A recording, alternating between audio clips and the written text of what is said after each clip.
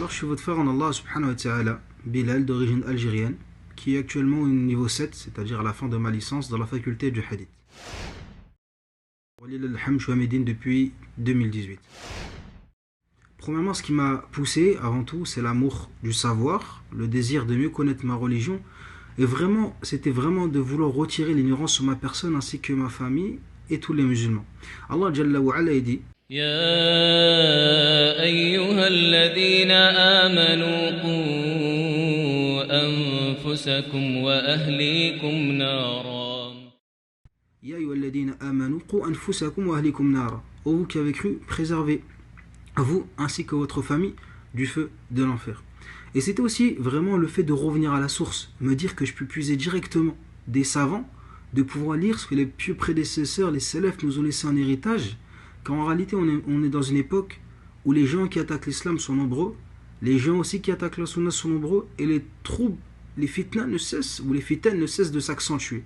Et sans base et sans fondement, en fait, on ne sait plus où se mettre, on ne sait plus où poser notre tête, et on peut s'y perdre et finir dans les ténèbres de l'égarement. Et c'est pour cela que je dis souvent, celui qui n'a pas de connaissance dans sa religion, c'est comme une feuille qui est frappée par le vent. C'est-à-dire que le vent emmène cette feuille-là où il le veut. Et bien pareil, la personne qui ne connaît pas sa religion, alors n'importe qui peut venir à lui et lui faire croire et lui dire des choses, voire mentir sur Allah Azza wa Jal, il ne pourra justement discerner le vrai du faux, et il ne pourra répondre pourquoi, car elle n'aura aucun fondement et aucune base. Alors en réalité, en fait, chaque étudiant il a son propre programme, donc c'est compliqué de définir une journée type, mais disons que la journée commence souvent avec la prière du Fajr. Ensuite, la personne soit réveille ses cours, soit elle apprend, ou il lit le Coran jusqu'à l'heure qu'elle souhaite. Ensuite, après, le matin, on a des cours à l'université. En général, on peut avoir cours l'après-midi, mais le plus souvent, ça arrive qu'on a cours le matin. Donc l'étudiant, il finit en général vers le cours du Dhuhr. Après, il rentre, il fait ce qu'il a à faire, c'est-à-dire soit il mange, il fait une sieste, etc. Et en général, après le Asr, il se dirige à la mosquée du prophète sallallahu alayhi wa sallam, soit pour aller réviser là-bas, soit pour assister aux assises des ulama, soit parce qu'il a des assises de Coran, ou il mémorise des livres religieux. Et en général, après, il rentre vers l'Aïcha ou un peu après l'Aïcha. Et après, chacun s'occupe à sa manière. Alors en réalité, subhanallah, on ressent vraiment une fraternité qu'on trouve rarement ailleurs. D'ailleurs, parmi les particularités de l'université de Médine, c'est une université qui comporte le plus de nationalités dans le monde. Le fait que en fait, les jeunes viennent des quatre coins du monde, et le fait d'être unis par la même intention, c'est-à-dire apprendre la religion et se rapprocher d'Allah, c'est quelque chose de grandiose. Et en réalité, je me dis que chaque personne qui est là, forcément, aime Allah subhanahu wa ta'ala et son messager en apparence. Car en fait, délaisser sa famille, son pays, puis rencontrer tout type de difficultés qu'on peut, mais continuer à s'accrocher et pour étudier, pour justement enlever l'ignorance de soi-même, c'est justement un signe de sincérité. Et du coup, le fait de se dire qu'on est tous là pour le même but, ça nous renforce. Pourquoi ? Parce qu'on est tous dans la même situation. Le plus grand bienfait, c'est dans une ville bénie, proche de la mosquée du prophète sallallahu alayhi wa sallam, entouré de savants et de frères sincères, le cœur est apaisé, la foi elle est nourrie chaque jour, et on se sent en fait grandir intérieurement.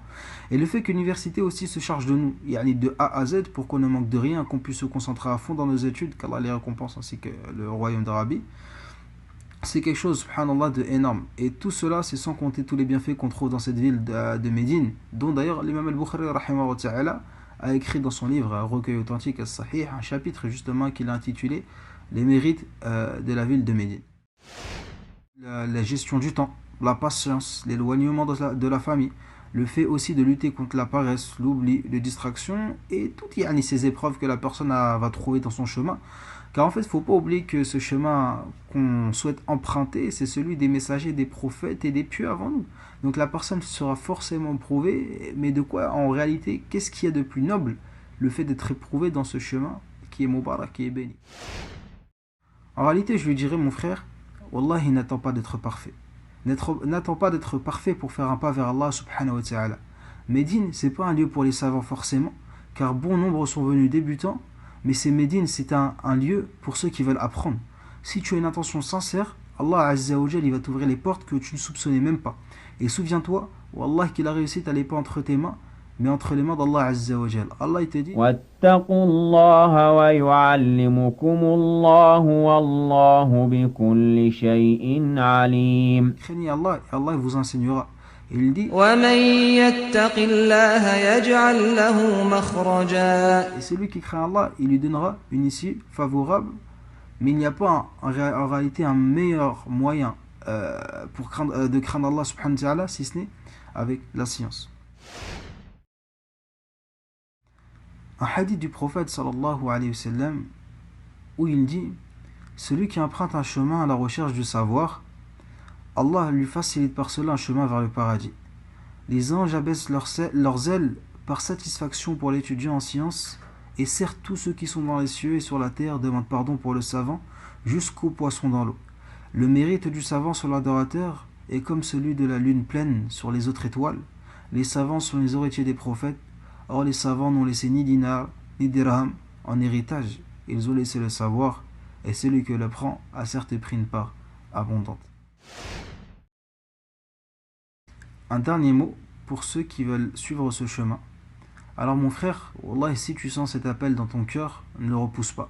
C'est un honneur qu'Allah Azza wa Jal t'a mis cet appel dans ton cœur.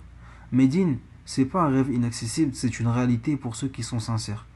Et n'oublie pas qu'Allah subhanahu wa ta'ala a fait l'éloge dans le Coran des gens qui ont reçu le savoir et il les a élevés en degrés.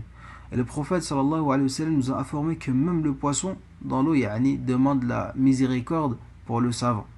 Donc mon frère, si tu veux faire partie des gens qui laisseront des traces pour la communauté musulmane même après ta mort, alors n'hésite pas et lance-toi et Allah Azza wa Jal sera avec toi. Wallahu ta'ala a'lam.